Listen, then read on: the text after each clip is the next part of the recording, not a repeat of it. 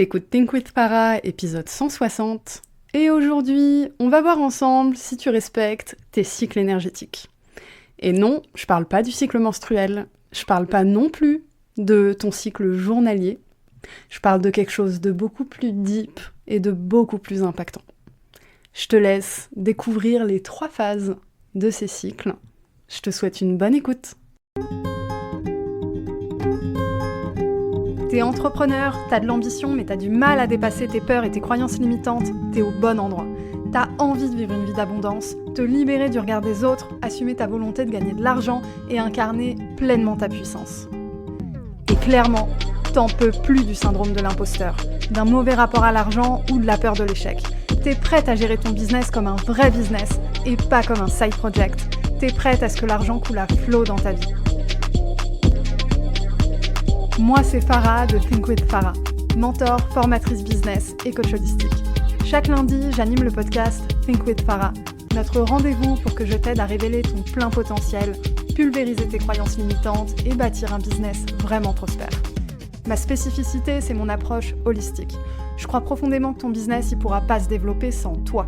Ici, je t'accorde l'importance que tu mérites. On parle stratégie business, loi de l'attraction, bien-être, santé mentale, marketing, mindset. Tout ça au même endroit.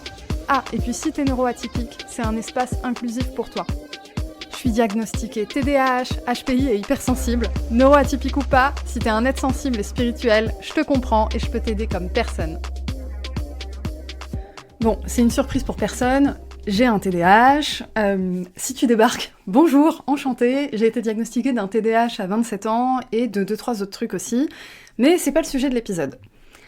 Donc, je disais, c'est une surprise pour personne, mais il y a des années, j'étais pas au courant. J'étais coincée dans un genre de procrastination chronique, on va dire ça comme ça.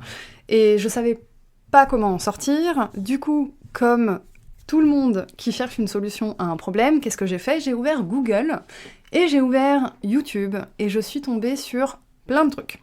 Je suis tombée sur des routines qui recommandent de se lever à 5h du matin. Je suis tombée sur des routines où tu ne dois pas toucher ton téléphone pendant les 30 premières minutes de la journée et c'est supposé augmenter ta productivité dans la journée. J'ai découvert des méthodes comme la méthode Pomodoro, j'ai entendu parler des chronotypes, ours, dauphin, loup, lion, etc. Les méthodes alignées au cycle menstruel, lire ses emails qu'à certaines heures de la journée et plein d'autres trucs. Mais à chaque fois, il me restait des tonnes de questions. Qu'est-ce que je fais quand ça marche pas ? Quand est-ce que je dois changer de méthode ? Pourquoi, même quand j'essaye, j'arrive pas à tenir sur le long terme ? Ben, spoiler alerte, j'ai un TDAH, ça je te l'ai dit, et je le savais pas à l'époque. Mais c'est pas que ça qui fait que j'avais du mal à passer à l'action. J'avais aussi une shit tonne de croyances limitantes qui faisaient que je m'auto-sabotais et que je me perdais dans ma tête au lieu de passer à l'action. Mais c'est pas que ça non plus, parce que après avoir dépassé mes croyances limitantes, j'avais toujours des problématiques de procrastination. Et après avoir été diagnostiquée puis traité mon TDAH, j'ai aussi toujours eu des problématiques de procrastination. Et là, j'ai compris un truc. Même quand j'étais pas diagnostiquée, même quand j'étais bourrée de peur, bourrée de croyances limitantes et que je m'auto-sabotais, il y a quand même des moments où je passais à l'action. Il y a quand même des moments où j'étais productive, où j'étais pas dans l'auto-sabotage, où j'avais des espèces de relents d'énergie comme ça. En fait, je suivais des cycles, et je suivais toujours les mêmes. Le truc, c'est que ces cycles-là, ceux dont je parle, ils se superposent aux autres, ils se superposent au cycle menstruel, ils se superposent au cycle de ta journée, donc à ton chronotype, ils se superposent donc à tes pics habituels de productivité, etc. En fait, ces cycles-là dont je parle sont beaucoup plus deep, beaucoup plus impactants si tu les maîtrises, et ils sont aussi plus enfermants, plus culpabilisants aussi si tu ne les maîtrises pas. Et ce qui se passe avec ces cycles-là, c'est qu'ils sont beaucoup plus longs, ou ils peuvent en tout cas être beaucoup plus longs que des cycles comme ton cycle menstruel. Il y a 3 phases dans les cycles dont je parle, et les voici. T'as la phase d'intégration, t'as la phase de mise en place et t'as la phase de croissance. Je vais te les présenter juste après, je veux juste revenir sur quelque chose que j'ai dit qui est vraiment très très important. C'est le fait que si tu ne maîtrises pas ces phases-là, ces cycles-là en l'occurrence, ça va aller beaucoup plus loin en termes d'impact dans ta vie et aussi par rapport à comment tu te vois. Écoute ce que je dis, il y a un truc vraiment très très profond ici, c'est que si tu maîtrises ces cycles-là, qu'est-ce qui va se passer? C'est que naturellement, tes peurs, tes croyances limitantes, etc. vont s'alléger d'elles-mêmes. Donc il y a une vraie solution ici à sortir de l'auto-sabotage, alors que t'es même pas encore au stade peut-être de maîtriser tous les outils pour switcher ton mindset. Ce que je te dis là, c'est que t'as déjà une clé qui va t'aider à faire un bond de géant. Je te rappelle les 3 phases et après je te détaille ce que c'est. Donc t'as la phase d'intégration, la phase de mise en place et la phase de croissance. Le nom est assez obvious, mais je vais rentrer dans le détail quand même. La phase d'intégration, c'est quoi? C'est un moment où tu te prends un uppercut par la vie.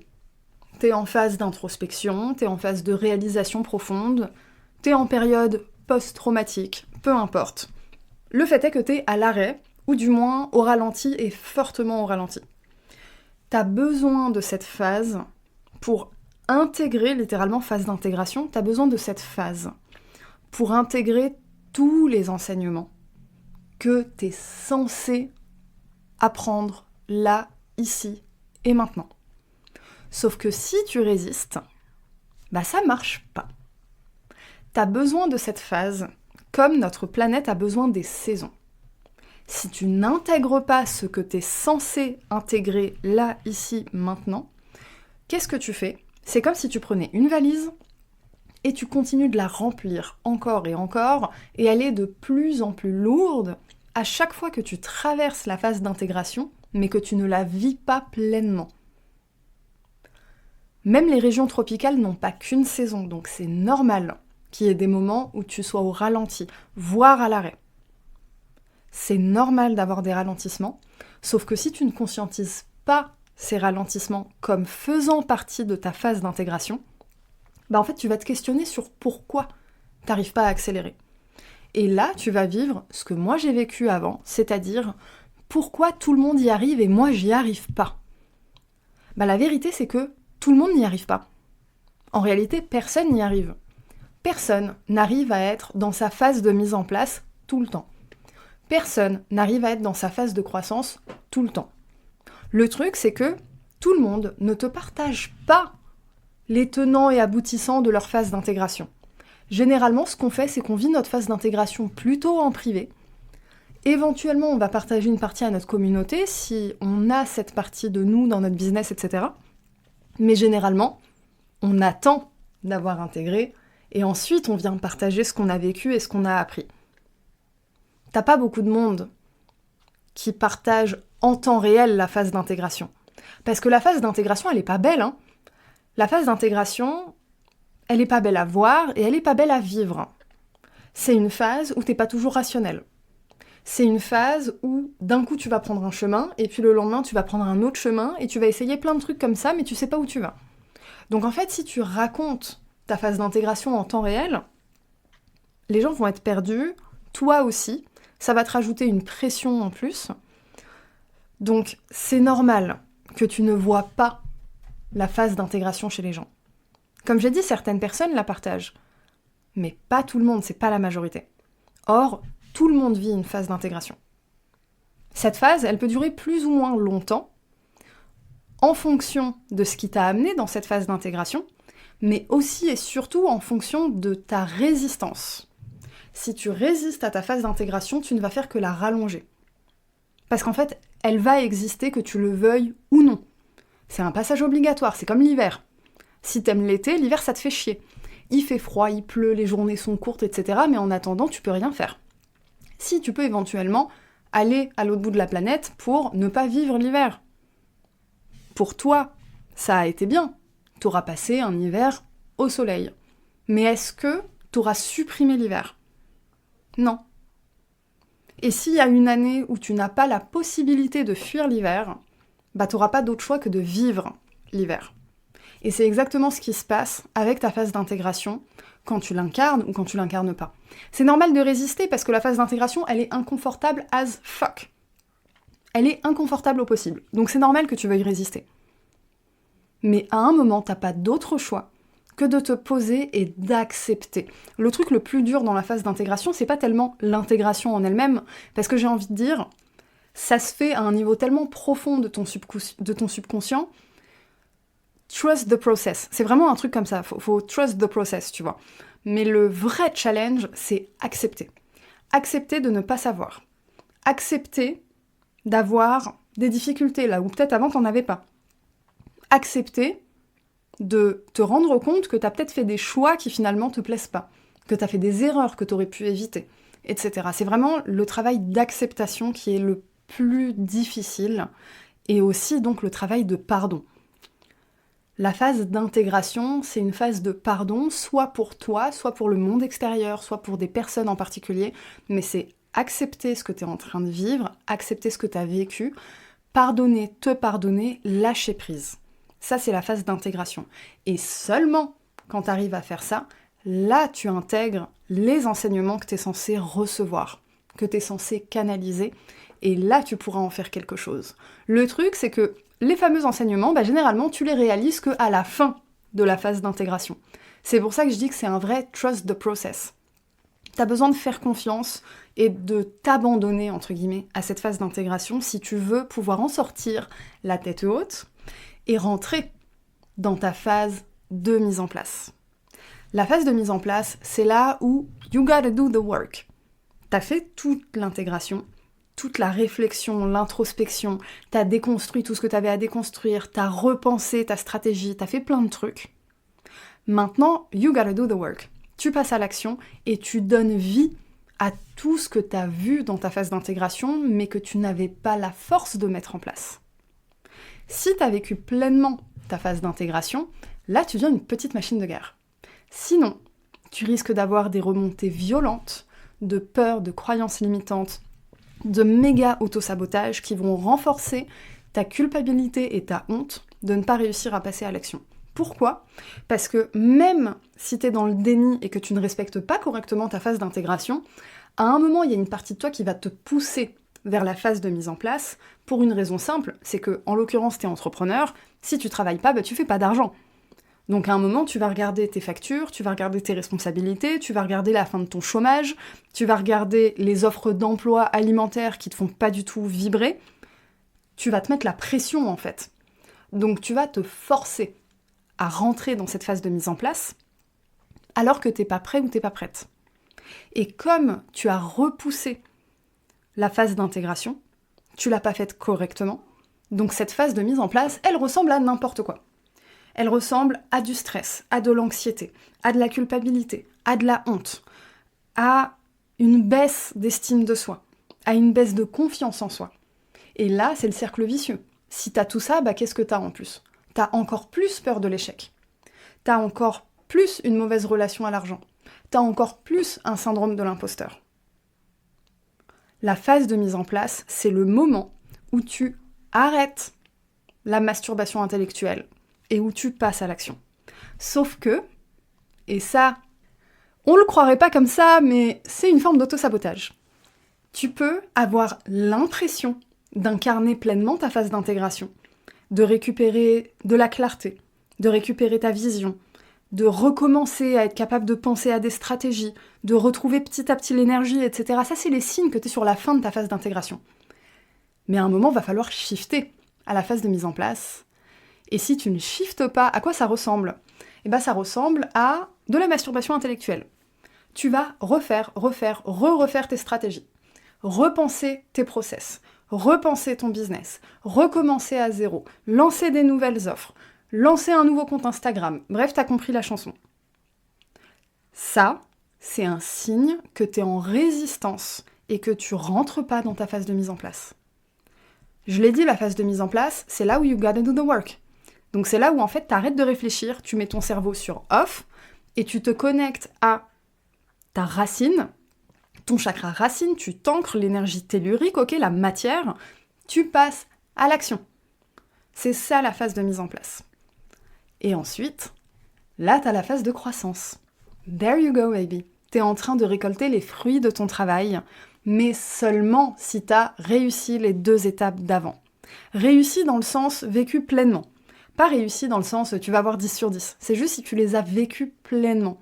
Si tu t'es abandonné au process. Si t'as trust the process. Par contre, si t'as l'impression que t'atteins jamais cette phase de croissance, c'est que t'es coincé soit à la phase d'intégration, soit à la phase de mise en place. Et dans les 2 cas, je peux t'aider. Si t'es coincé à la phase d'intégration, j'ai créé un programme 100% pour ça. C'est mon programme Think With Yourself. Dans ce programme, on creuse en profondeur tout ce qui t'empêche d'y voir clair et de passer à l'action. Peur, croyances limitantes, autosabotage, relation à l'argent, syndrome de l'imposteur. Je t'aide à reprendre ton pouvoir personnel sur l'intégralité de tes blocages pour enfin réussir à passer à la phase de mise en place. À la clé de Think With Yourself, c'est quoi ? C'est un mindset de leader et c'est aussi et surtout des stratégies clés en main délivrées par des expertes pour agir une fois que tu es sorti de cette phase-là. Donc non seulement on débunk tout ce qui t'enferme dans la phase d'intégration, mais en plus, dans ce programme, je t'aide à transitionner vers la phase de mise en place. Sinon, qu'est-ce qu'on ferait ? De la masturbation intellectuelle. Et c'est pas ça qu'on veut. Parce que le travail mindset, c'est très bien, c'est très difficile, mais une fois que tu rentres dedans, c'est un trou de lapin et ça devient petit à petit ta zone de confort. Il faut que je continue de travailler sur moi. Je suis pas assez, je fais pas assez, j'ai encore des choses à déconstruire, etc., etc. Spoiler alerte, t'auras toujours peur. T'auras toujours des croyances limitantes. À un moment, faut switcher. You gotta do the work. Ce travail de mindset n'a de sens que si, à un moment, t'estimes que c'est good enough, que c'est suffisant et que tu passes à la phase d'après. Maintenant, si t'es coincé à la phase de mise en place, mon Mastermind, l'expérience live, est fait pour toi. C'est 6 mois d'accompagnement avec une option de coaching individuel où là, on tape dans le mille direct. Dans ce Mastermind, je suis ta coach, je suis ta formatrice, je suis ta consultante. C'est-à-dire que je t'aide non seulement à créer des stratégies alignées à tes objectifs, mais je t'aide aussi à les mettre en place d'un point de vue purement technique. C'est-à-dire que j'enfile ma casquette de consultante et je fais les choses avec toi et je fais aussi les choses pour toi quand il faut. Donc on est vraiment sur du concret. C'est 6 mois où on passe à l'action non-stop pour propulser ton business au niveau supérieur. Pour l'instant, l'expérience live, elle ouvre que 2 fois par an et c'est réservé à un tout petit groupe. Donc si tu as envie d'être averti de la prochaine ouverture, je te mets le lien pour t'inscrire à la liste d'attente dans la description de l'épisode, y compris pour Think With Yourself. Alors Think With Yourself est ouvert à l'année, je te mets le lien dans la description pareil. Maintenant, si tu es en phase de croissance, j'ai aussi un petit quelque chose pour toi. Déjà, félicitations pour être en phase de croissance, félicitations pour avoir passé les 2 phases précédentes qui sont assez mouvementées. Mais j'ai un rappel pour toi que tout est cyclique et que ta phase de croissance, elle laissera bientôt place à une phase d'intégration. Alors, pense à moi quand il sera, mets cet épisode de côté pour vivre la prochaine phase de ta vie comme la personne puissante que tu es. Voilà, on arrive à la fin de cet épisode. Si tu as besoin de renseignements après avoir découvert les pages de vente du Mastermind ou de Think With Yourself, sache que je reste à ta disposition soit sur Instagram @thinkwithfarah, soit par email à hello@thinkwithfarah.com. Si tu as besoin d'identifier notamment est-ce que tu es plutôt coincé en phase de mise en place ou en phase d'intégration, même chose, tu peux venir vers moi pour ça.